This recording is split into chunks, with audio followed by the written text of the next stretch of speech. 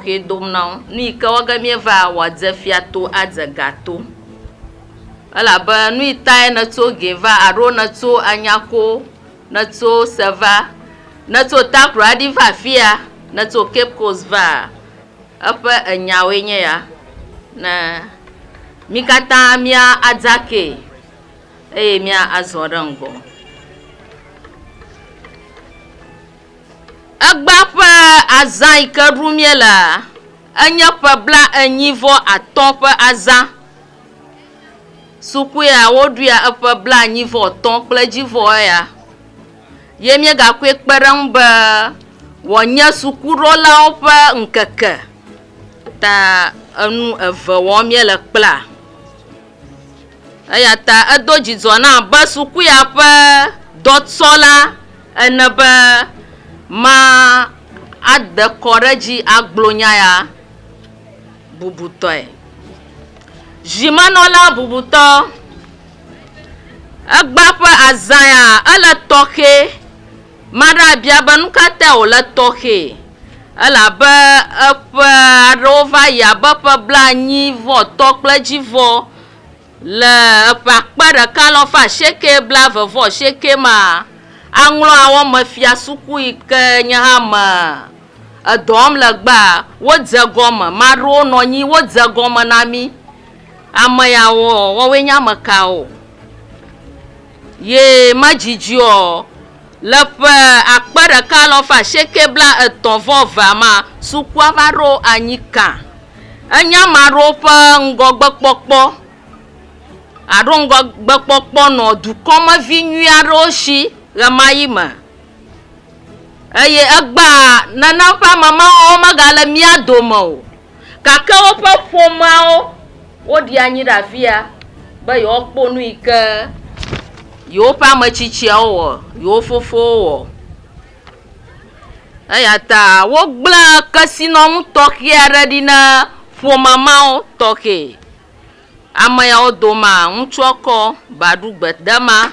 tekpo pla foma bubo pla anyako konu duakata wolama vavie tonya togbi si etonlia le mayima yeva wona ro ye wo dodada shima afisukua olika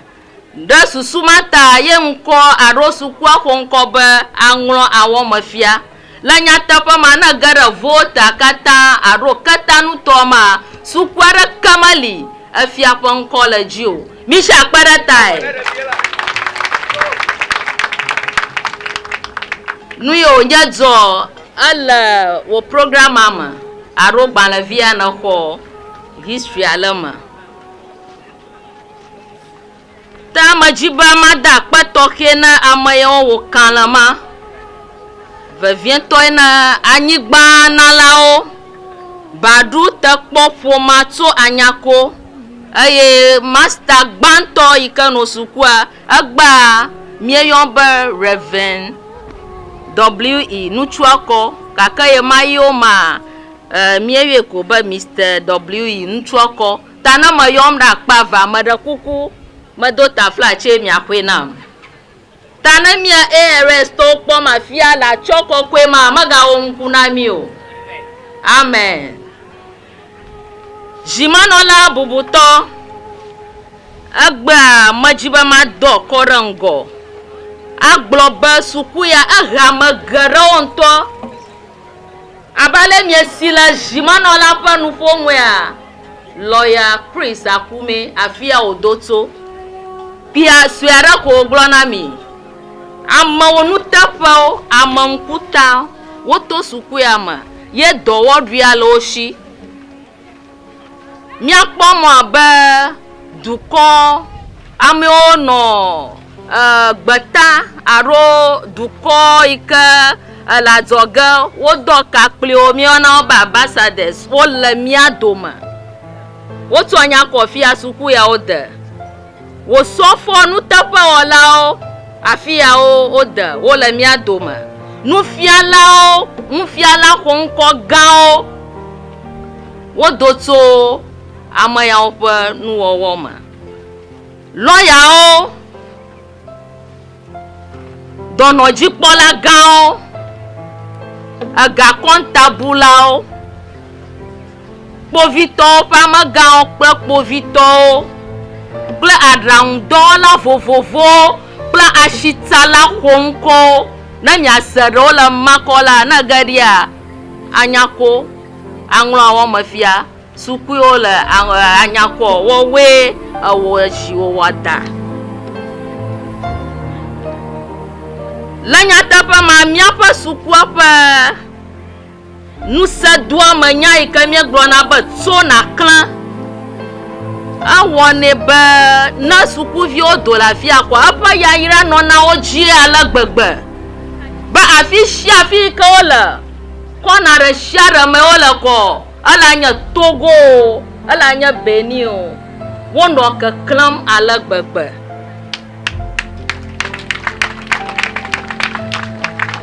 Ya tae míexɔ nusedoame nyama be tso naklẽ tawoe be anyako amenodze hemeɖifantiawo fi sia fi wodo ɖo kɔ keklẽm anɔ wo dzi. Zimenɔla bubutɔ amekpekpe tɔxɛawo egba yi míeɖi anyi ɖe afia susu ɖeka eve ta koe míebɔbɔ anyi ɖe afia ɖo. Gbãtɔ ye ma megblɔ xoxo be míakɔ ɖo ŋku eƒe yi ke míaƒe sukua xɔ exɔe wòto 85 dzi gake nu ɖe lia gblɔ be ye yi ke nua li ke kɔ ye ma ye míayi dzia míade kpedo. Ne be míade kpedoa míese ma egbea míota ɖo dzinu vevie ɖeka nye míade kpedo akɔ ɖo ŋku nuteƒewɔla yawo dzi. Ne ge ɖe Ashanti ŋutɔwo ma nu yawo bɔ ɖi ale gbegbe ekpedede dodze shiawo eya ta míawo hã míebe aŋlɔ wɔme fia sukua míagli ɖi nenema o. Eya ta míedze ƒome eve yawo dzi ya wònye ɖoɖo míewɔ xoxo eyi ke sukua ƒo ƒe 8 ye ɖoɖo ya ge ɖe tome míewɔ míeda wo gbɔ wohã va na mía gbɔ ta egbea mie ekpedege do hena exɔ dranyi aɖe tutu ɖe ekpo ya dzi. Exɔ dranyi ma míebe saxɔ nye gɔ la ICT lab ŋkuʋuʋui emɔɖanu teƒe ɖeka afi ŋkuʋuʋui agbalẽxlẽƒe ɖeka afi ŋkuʋuʋu nanɔ anyi ko agbɔ ɖe me awɔ takpekpe aɖanuwo na doɔ nanɔ ya fafe ta yi hã nanɔ xɔma me. Ta míebiabia tso ƒome yawo si be woakpe ɖe mía nu míawo hã míakpe ɖe wo nu ye enya vevitɔ gale azã ya nua míatɔ míele afi ma míelia wotɔna xoxo wonya be enya gbɔna ma dzi be sukuvi xoxoawo katã tso naklẽ tso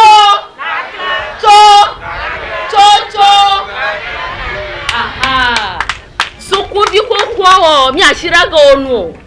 woakpe ɖe ƒome yawo nu be eniwo megblɔ fia edɔ na ayi dzi ye madzidzi o míaɖo ŋkeke tɔxɛ eƒe sia ƒe kɔ míabe nka Founders Day abale míekpɔ ma egbana ya enya xoxo ko na de ɖe wo diary me ne ŋkekea ɖoɖo ŋkɔ woɖo ko na no yɔm be o madam leke nenye megaliwo hã me le afi aɖe hã me le tenyeƒe kɔ no yɔm eƒe sia ƒe kɔ míanɔ zã ɖum anɔ lɔ dome edɔ ya egawo míekpɔ míame ɖe edɔ nu be eƒatɔ megbe ne sukua ƒe 90 ɖu ge kɔ míagaɖi anyi ala míaɖi anyi tɔxɛ ala be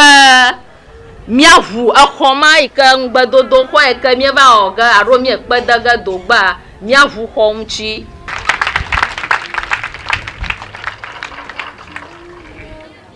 Aŋlɔ wɔme fia basic school ya koe le college kpo dzi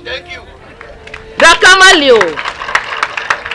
na kwe kare na vuroga pokla no go afia yira kata kple fika angloga kaka avagong to mafia ko anglo wo mafia miawe jirum aya ta mia jiba mia to mia fo kple mia dawo fa afoto fa la nyata pa ma wo ma gagwa na ba seshino house yo no yoyom ta mia pa seshinele mia sha mia chichimra ji ko mia tromone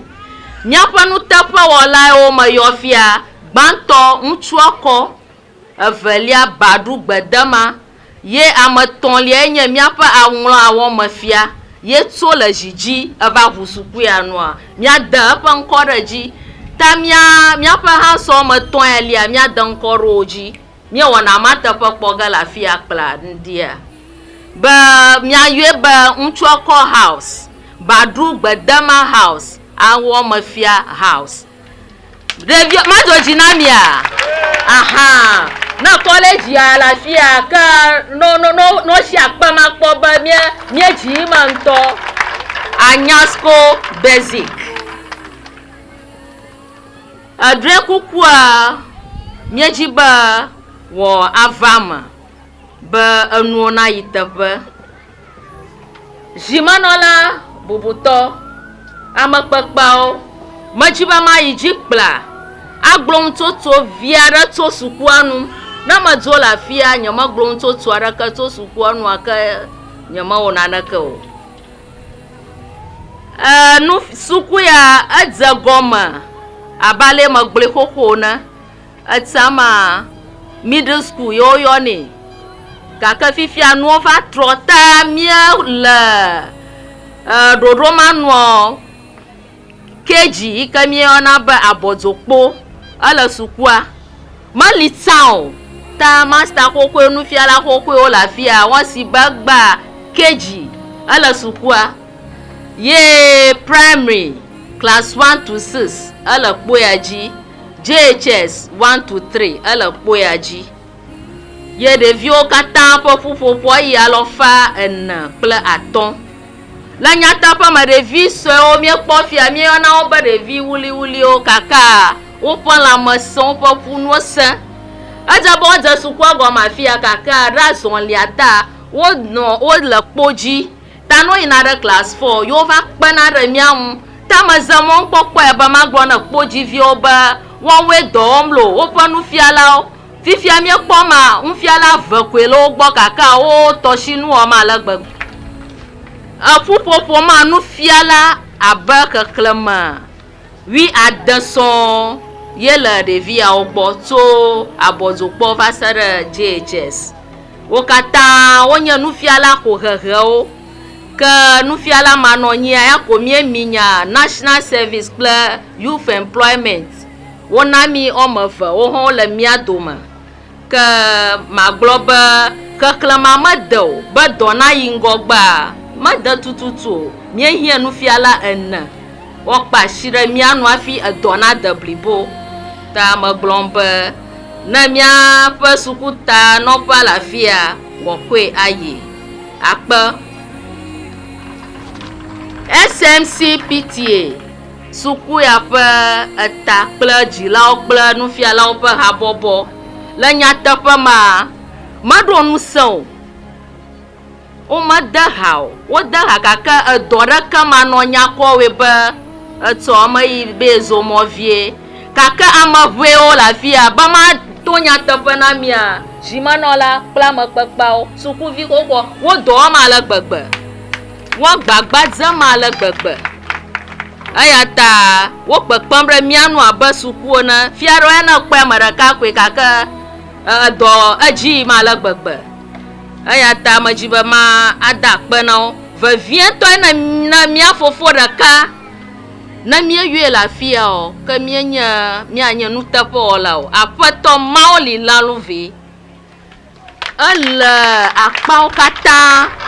ala mia gbaro yaro ko va zana baka mabuna baka form 3 ola adodo gama hasuku madodo masuku ha ala mia gbo esiayi aramroro kple bubuo ta mie eda kpene la zaya dudu ma mie jibe mia de zeshi la nya teƒe ma zimenɔla ƒe kpeɖeŋutɔwo nye kaka wo dɔ abe zimenɔla yi me ke mie bu miaƒe zimenɔla mia dada lɔlɔ dada Edith Bonuedi yi ke mie yɔna be telolo le eƒe ve yiwo va yi ma exɔ dɔ katã ɖɔ kɔta eye wòwoe mo kaka manome etelolo mie lɔ o gake Yesu lɔ wu mia do gbe ɖa le ɖoɖoe zizi me ye miaɖo ŋku miaƒe ameyingbewo ameyikɔƒewo katã dzi le aɖabaƒoƒo ɖeka me kple ɖokuisi habɔbɔ vovovowo li gana ɖe mia dzi o menya be gbã hã ɖewo gali emɔ kpɔm be yewoawɔ nu tɔxɛ na mi ta egbãtɔ wɔwoe nye mieyɔ kpie ko be UNICEF habɔbɔ ya wo kpena ɖe mia nu ale gbegbe nyɔnuviwo ƒe teƒe tɔxɛ aɖewo tu na mi ele afi wobe nyɔnuviwo tɔ ko wonye wotɔ koe wɔ mieyɔ be changing room fi ke nyɔnuviwo na adzre wo ɖokui ɖo le ne wova sukua ɖe dzi ɖi kɔ menye wobie mɔ yaƒe me be yewoava awɔ naneke ava o kema wokɔe be ha gbegblẽ vɛ wotui na mi ye wogayi dzi ega etsi nya sesẽ le kpota fia ye wɔ be miaƒe nɔmba hã alo enrollment aɖiɖi ma wo miedo ta ɖe wogbɔ ko wona mi ferro tank wɔme eve gã wɔme eve yi ke ne tsi le ma miata ze ƒe tɔ hã abe suku ene mieyɔ be right to play wɔn yiwo va kɔ woƒe susue nye be eta nusrɔ̃nyawo yia dzi abe ale lɔya Chris enɔ anyi ena ehegblẽ fia gbalẽ lena ɖe tame ko ya Chris ko exɔnɛ o eta ma fefewo wonɔna anyi shimake make aba ye kple nuwo habɔbɔ ya wobe mi trɔe gbe vɛ miaƒe nusɔsrɔ̃ me eya ta wokplɔna mi tɔ nuwo geɖewo me be nu ya eli ke ɖe sukua fifia ne kpɔ miaƒe sukua fefewɔwɔ be woe be ɖeviwo ke etsi aƒea wo sukua va USAID wo hã wo kpekpem ɖe mia nu ale gbegbe le agbalẽsrɔ̃nyawo me wona mi agbalẽ tɔxɛwo ye wonana mi mudɔ hã eƒe siaƒe ne klasi aɖe mieda akpe na wo le nyateƒe me municipal assembly miaƒe ketaŋutoa me assemblia wowɔ dɔ gã aɖe na mi eyi me ke miexɔ keji miekpɔ be teƒe meli o sukuxɔ meli o miege ɖe wo dzi ko wolɔ faa be yewoatu kindergarten alo abɔdzokpoxɔ na mi ye nye gãdranyia edɔ dzi yim le afia woƒoe ta mie akpe dam na wo le nyateƒe mea wɔna ya alo edɔ mama ta yi dzi ne nyemeyɔ assemblyman honorable Wilson Kofi Bonuedi o ye le me wo za hafi dɔ ya ta ero eke mia si assemblyman mie akpe dam na o ewoe le dɔ dzi gake abe ŋɔŋlɔ ɖe gblɔe be Oliver Twist miawo miaƒe nuwo gale keke be bubuwo nagava na mi akpe zimenɔla ne medzo le afia nyemeyɔ ma ɖewo nyemewɔ naneke o ame bubuwo wonye dɔmenyɔnunalawo ƒome aɖewo wonyo dɔme ne suku ya le gbegbe eye mekpɔ rekɔdsowo ma tso master xoxowo dzia miade dzesiwo gba ame gbãtɔ honorable member of parliament Richard Koshiga eƒe asi le suku ya me honorable Makafi Wonya eƒe asi le suku ya me honorable Ahetochega eƒe asi le me honorable Wilson Kofi Bonuedi eƒe asi le me Kenel Ben K Ahlija eƒe asi le me World Vision International eƒe asi le me habɔbɔ tɔxɛ aɖe mieyɔ be Omega Outreach Mission aƒenɔ sesẽ aɖe tso dua me mie be evangelist Mrs Justine ameku ye le ŋgɔgbe na wo woƒe asi le me nutua kɔ ƒomea woƒe asi le me Badru Gbedama ƒomea woƒe asi le suku ya ƒe nunanawo me tekpɔ ƒomea wo pa shelama togbi aposa adalia poma wo le doji anyako community akata anyako duadza kata wo pa shelama ala ba masila nya zozo maba akọ gama o aduale tui tana ramanya wo o mi afia no gagba abasuku o na o wo pa shelama mi apedam na o apato Benjamin akapoli afadi lajepo dema kan o le kaka apa shela suku apa nyonyoma lawyer chega poma kata wo pa shela suku ama agbota dua asafokla apa dona plashi nu kromanya ala suku ama apato wisdom chega poma wo pa shela ma apato zampoma o lama anyasko wo pa shelama wo pekpam remianu le mo kataji apato Adam Kwashi apa shelama apato Nicholas Dravi apato Amanya Harmony foma magali egba kaka foma wokwene apa ashelama anyako hub center la fi konji la dop la fi apa shelama apato maoli laluvi apa shelama apato kabiji aplakpi apato Evans Jikunu apato Samuel Akoli apato Lloyd Fuga apato Agbonwe Gabriel apato Zadala Amiki apato New Life Tete PTA akamachiao plejila okata sukuvi koko SMC apato Divine Sagbaji apato Hiakonu Daniel apato Hiakonu Mawenyega nufiala waika ororami aba teacher menti oto kachiko mayo vano mi agbopo akpeve kple wiandra o pa shelama yesu kuvi koko ododom mi oba BEC candidate o chopa akpe eve vasere akpeve wiandra o pa wopela nu ipo mi le gbama ple master koko le rokwiboboma mado zan ple wezo toke na America wa magba ayata apato Elike anyona amadoma yewo yeso shemunya mazo alagba ayata mado wezo ni toke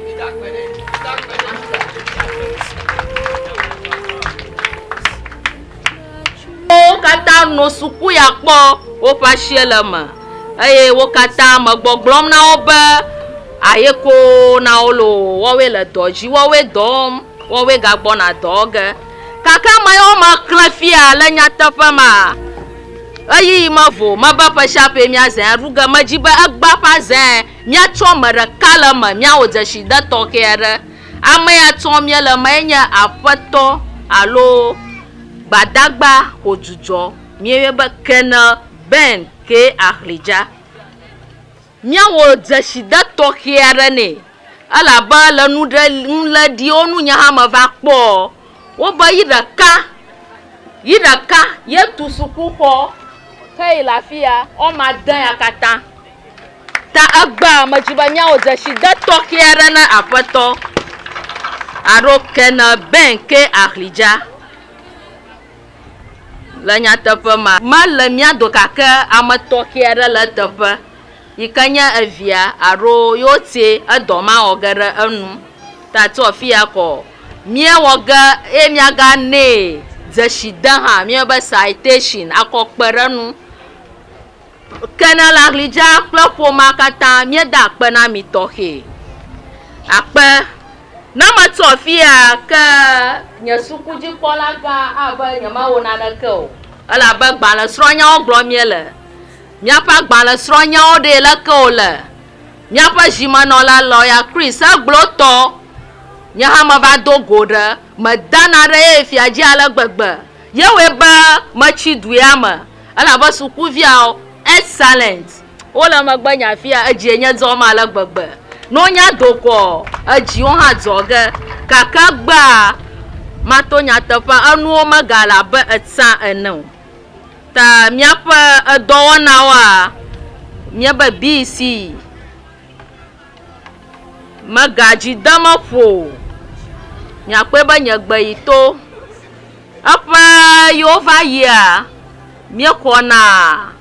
alo míele sue wu mama ɖe bla atɔ̃ dzi yi ke míekpe be medzi dama ƒo togbɔ be wobe afi sia afi ko zɔzɔm le gake nyanyema anyinɔga be afi sia afi o ame ŋutɔ yɔ eƒe akplẽkɔe be akplẽkɔ eya ta me edzi dama ƒo eya ta va dzɔ be ɣeyiɣi aɖe míaƒe amegãwo tso keta assembly ame kple suku tanɔƒea woge ɖe mía dzi alo woɖo dze kpli mí ko míekpe be edzeɖoɖoe va ɖo kpli mía edze be míaɖe afɔ ɖe egbɔ̃ be lidolawo xɔna na míaɖe afɔ ɖe ko míege ɖe míaƒe dumemetsitsiawo dzi efiawo kple ametsitsiawo gake nu yi ke anye míaƒe dzidzia meva nenema o eya ta agba ƒe tometsinya yi ke míetsɔ míegbɔgblɔm be agbalẽsrɔ̃nya dodo ɖe ŋgɔ míaƒe wɔƒe nye hã mele me nye nufialawo wohã le me agbalẽsrɔ̃nyawo dodo ɖe ŋgɔ míaƒe wɔƒe eyi ma nyonyom o ta míekpe be míado li ne edua dza amekpekpewo va afia woaxɔ na mí agbalẽsrɔ̃nya dodo ɖe ŋgɔ míaƒe wɔƒe. Raising the standard of education, the role of stakeholders. Wɔna ya yi ke be agbalẽsrɔ̃nyawo me yi mɔ ewoe be míaƒe drɔe kuku abe nufialawo na mafɔtsɔm o ta yi ke míedui ɖe míaƒe ametsitsiwo gbɔ nuɖoɖoa me ede dzieƒo na mí o eya ta míebiabiam le ɖokuibɔbɔ me be asitɔtrɔ nava mí katã míekpɔ le ɖoɖo yi eƒe ya me gake dzesida ɖi fia be mía vi nyɔnuvi yi ke nye sukua ƒe prefect alo ƒe kpeɖeŋutɔ Elizabeth Adonua edze agbagba ale gbegbe eya ta wòdze be wòyi ɖe Aŋlɔ senior high ave ayi nusɔsrɔ̃ dzi le afi ma ta egba míawɔ wɔna tɔxɛ na ɖevi ma ele mía doma ne va nɔ xa nye akpeneɖi nɛ la akpeneɖi nɛ le ƒe ya ma nu yi ke wòmlia edo mía